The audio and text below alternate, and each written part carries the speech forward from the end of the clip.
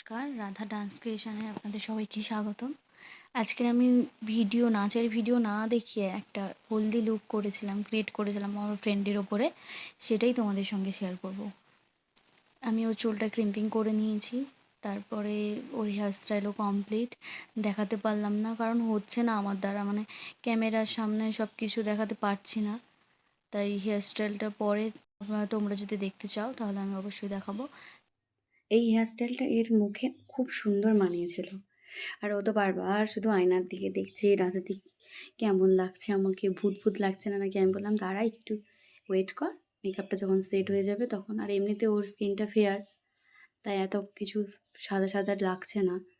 দিয়ে আমি লাস্টে কম্প্যাক্ট দিয়ে ওটা ফেসটাকে জাস্ট সেট আপ করলাম। ভীষণ বকবক করছিলাম, সেও বকবক করছে, আমিও বকবক করছি। আর তোমরা যারা আমাকে বুক করতে চাও তোমাদের স্পেশাল দিনে, তাহলে আমাকে ফেসবুকে নক করতে পারো। ওখানে আমার আইডি নাম আছে মৌয়া স্মাইলি রাধা, অথবা ইনস্টাগ্রামেও সেম আইডি নাম আছে। তোমরা চাইলে আমাকে বুক করতে পারো। তারপর আমি ওই পাউডারটা দিয়ে শেড করার পর কম্প্যাক্টটা দিয়ে তারপর ওর ফাইনাল লুকটা আমি তোমাদের সঙ্গে শেয়ার করব।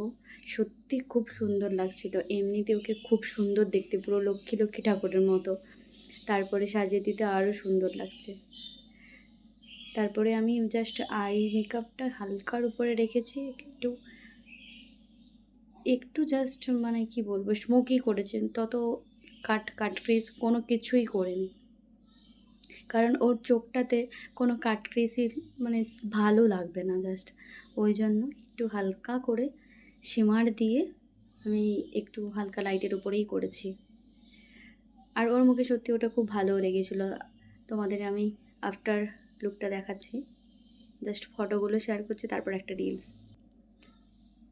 এটা ওর ফাইনাল লুক, কেমন হয়েছে অবশ্যই জানাবেন। Thanks for watching.